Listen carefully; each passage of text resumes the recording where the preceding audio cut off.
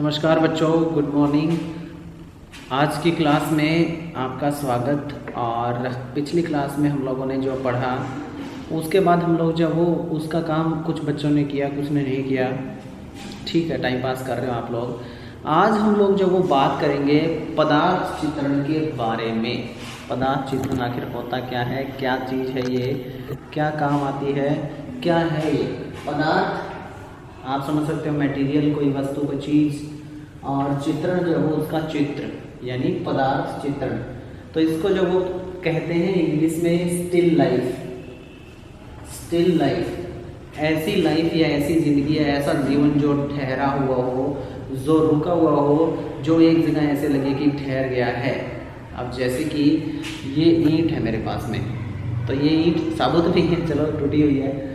तो ये जो वो क्या है, एक स्टिल लाइफ है, ठहरी हुई ज़िंदगी, यानी निर्जीव वस्तु। ये पेन है, इस तरीके से कुछ भी हो सकता है। जैसे हमारी ये चेयर है, टेबल है, तो ये जो वो क्या है, हमारी स्टिल लाइफ, ठहरी हुई ज़िंदगी, निर्जीव वस्तु।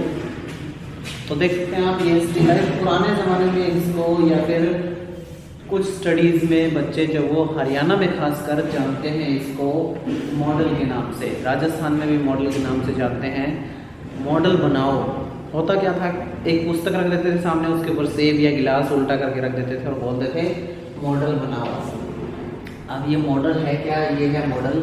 असली ड्राइंग में इसका नाम है still life. Still life drawing Hindi में बोलते हैं पदार्थ चित्र। पदार्थ चित्र। तो इस तरह से आप लोग समझ चुके हो उन वस्तुओं का चित्रण। इसकी परिभाषा में बता देता हूँ। ऐसी वस्तुएं जिनके अंदर जीवन नहीं होता, उनके चित्रण को पदार्थ चित्रण कहते हैं। Those things who are not alive, drawings of them are called still life or model. Still life or model. Hope you understand what the meaning of this. If you understood, do like. पदार्थ चित्रण और वस्तु चित्रण समझ सकते हो। ऐसी वस्तुएं जिनके अंदर जीवन नहीं होता, उनके चित्रण को पदार्थ चित्रण कहते हैं। जैसे कोई ईंट, गिलास, पुस्तक, हमारी चेयर, हमारी टेबल हो गई है, कुर्सी, मेज, इसको हिंदी में बोल दे दो। तो ऐसे चित्रण को हम लोग पदार्थ चित्रण कहते हैं। और आज के वीडियो में हम लोग जो वो बता चुके हैं आपको इसके बारे में। आज थोड़ी सी एक दो मॉडल मैं बता देता हूँ आपको। जैसे ईंट बनानी होती है, तो ईंट में क्या होता है, थोड़ा सा इस तरीके का डिजाइन रहता है। आप देखिए, इस तरीके का डिजाइन रहता है। अब ये डिजाइन जो वो हम सीधा हाथ से नहीं बना सकते। खासकर वो बच्चे जिनको ड्राइंग से कोई लेना देना नहीं रहा पुराने समय से, उनको तो बहुत मुश्किल है। जिसने छठी सातवीं में थोड़ा सा पढ़ लिया वो कर सकता है ये काम। तो ये ईंट का चित्रण है। अब इस तरीके से ईंट का चित्रण बनाने के लिए हमारे को एक विधि की जरूरत होती है, और वो विधि ही बताने के लिए आपको ज़रूरत होती है हमारी इसकी, जिसको बोलते हैं हम लोग स्टिल लाइफ ड्राइंग्स। तो हमारे को स्टिल लाइफ ड्राइंग्स सीखने के लिए, जानने के लिए, उन वस्तुओं का चित्रण कैसे किया जाए, उसकी क्या विधि रहेगी, वो सब जानने के लिए हम लोग जो इसका प्रयोग करते हैं स्टिल लाइफ का। तो आपको जो वो आज अपनी मर्जी से, अपनी इच्छा से, आज की वीडियो सिर्फ इतनी रखते हैं।